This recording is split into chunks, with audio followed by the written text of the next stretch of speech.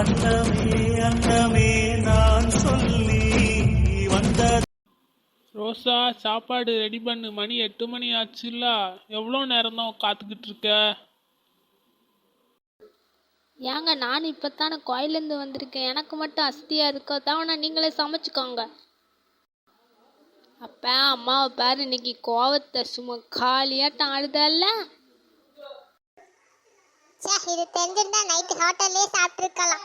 வீட்டுக்கு வந்து இன்னைக்கு சண்டை தான், சாப்பாடு இல்லை. ரோசா, சாப்பாடு எடுத்துட்டு வா. ரொம்ப பசிக்குது. எவ்வளோ நேரம் தான் காத்துக்கிட்டு இருக்க? எவ்வளோ நேரம் தான் இருக்கு? கொஞ்ச நேரம் உட்காரும் சோஃபால. சாம்பார் மணக்க மணக்க ரெடி ஆயிடுச்சு. இந்த மனுஷன் வேற கூப்பிட்டுக்கிட்டே இருக்காரு, என்னதான் பண்ணாச்சே. யார் இந்த நேரத்தில் ஃபோன் போடுதா? சொல்லு வசந்தி, நாளைக்கு கோயில் கொடைக்கா, நீங்கள் வரலையா? மறந்தே போச்சு.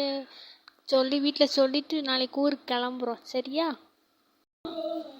சாப்பாடு ரெடி ஆகிட்டு பொம்பளை பிள்ளை தான் எடுத்து போட்டு சாப்பிட வேண்டியதான். உங்கள் அப்பா கொடுக்க வேண்டியதான். நான் செத்தோட ஃபோனில் பேசி விட மாட்டேக்கேச்சே. சாப்பிடும்போது ஃபோன் பார்க்காதீங்க, கீழே வச்சுட்டு சாப்பிடுங்க. சாப்பிட்டுட்டு எல்லாத்தையும் எடுத்து வைங்க முதல்ல. ஐயா, அம்மா வந்துட்டான். நான்லாம் ஃபோன் பார்க்கலாமா? என்கிட்ட ஃபோனே இல்லை. நான் எங்கே பார்க்கேன்? சாப்பிட தானே செய்கிறேன் நான்.